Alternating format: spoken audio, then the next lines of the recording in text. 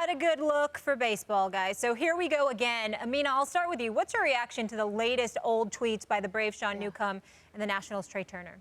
My first reaction is, how are these businesses, this multi-billion-dollar, endeavor, how are they not hiring people to look at the tweets of the people they sign? Like, how does this keep happening from a business perspective is shocking to me. I'm guessing we will see some teams start to do that, but the fact that we're even here, it's 2018, and it's not been happening is crazy.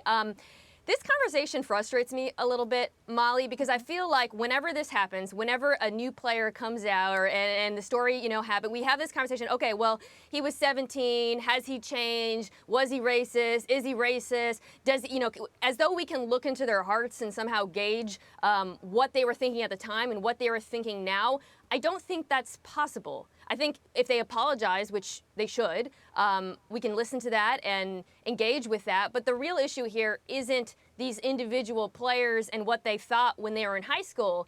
It's the fact that all of these teenage boys are comfortable saying this stuff, okay? That is the culture that we exist in, that they grew up in, that they're comfortable using these words. And people say, well, those words, maybe they're not, it's just stupid tweets, it's rap lyrics, if you're not comfortable saying these words to someone, a minority or a gay person, to their face, then you need to look at them and ask, why would you be comfortable typing it or verbalizing it? I don't think there's any excuse for that, and it's crazy to me that people are more critical of the fact that these tweets are being unearthed than the fact that those words were articulated in the first place. Right. I think people enjoy the idea of being able to point at someone else and say he's the bad guy. I think the point that you brought up is the one that I've been saying since before the Josh Hader thing. Is it's about society, it's about environment, and I think that's what's most upsetting. Like, honestly, the things that they've said and they tweeted, they are problematic. They should address them. That's fine. But I'm not losing any sleep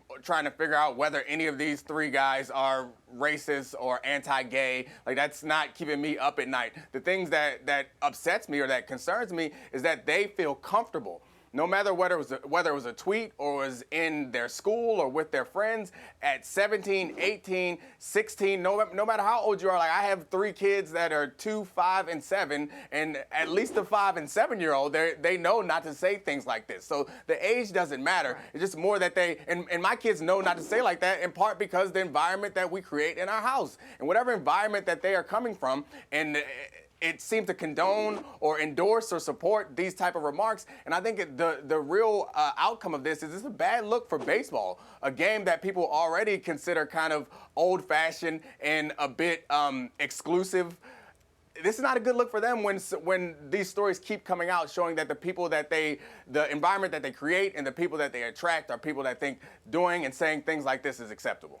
Yeah, especially, if we're talking about, okay, what is the environment? Why did all of these boys feel comfortable saying these things? You're right. The fact that it's happened so much in one sport, it doesn't mean if you play baseball, you're inclined to think those things. But clearly, there's a trend in the environment that needs to be looked at. And if I'm baseball, I'm not so much focused on these individual players asking, okay, well, he was 17. Did he learn not to be racist or say racist things when he was 18? Like, that's a stupid discussion. I'm looking at the environment in which these kids came up and why so many of them, at this point, we've got a trend, why so many of them felt comfortable saying these things. And if I want, by the way, we have them come forward and give apologies and say, I'm not the guy I was. I believe you. I'm not the person today that I was when I was 17.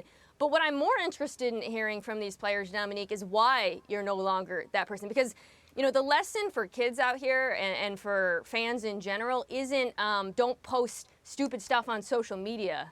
It's don't think those stupid things in the first place. And I feel like that's not the conversation that we're having. It's about actually the terms themselves. Right. I mean, even you started this segment by saying that they should be scrubbing and having these teams should be going back in their social media history. But you're right. And I'm not the person that I was then. And I can think back to things, not things that I've tweeted or things that I've said or things that I was comfortable hearing and not stopping when I was in college or earlier, that I would be certainly ashamed of if somebody took a clip of how I behaved in the locker room when I was 17, 18 years old. Like, I would be ashamed now. But I think that's because the environment in some ways was a problem. And I've grown up and found different environments that I am more comfortable in. And I think that's what we need to be speaking to. And you're right. The comments should not be necessarily about not tweeting these things, but it's about why tweeting these things are wrong, Yeah. and why. I'm sorry, Molly, go ahead. No, the thing I just wanted to add, and you and I talked about this last week, Domonique, when we were on the show, with Hader, when he returned, remember, the Brewers gave him, when he returned to the ballpark, a standing O. So they celebrated him after this all happened, and we talked about how concerning that was. I remember at Fenway Park earlier in the year when they had the banner, racism is as American as baseball. So with that being said, it's not just the players, it's obviously an issue with the fans as well. But do you think this a diversity and sensitivity training, do you feel like at this point MLB has to have all their players go through something like this, that would be helpful? I think MLB needs to somehow facilitate the conversation we've been having right now, which is about the terms and the environment, because going to individual players and giving them training, sure, but that doesn't change any of this, right? And because Molly, as you correctly pointed out, the fans did applaud him. And I don't think those fans were applauding the sentiments in his tweets, but they also weren't considering the effect of their applause, which is the people who are regularly targeted by those sentiments had to sit and watch them give a standing ovation. They need to get out of their own heads and think about what are the effects of my words, what are the effects of my actions on the people who are actually, victimized here by that sort of language.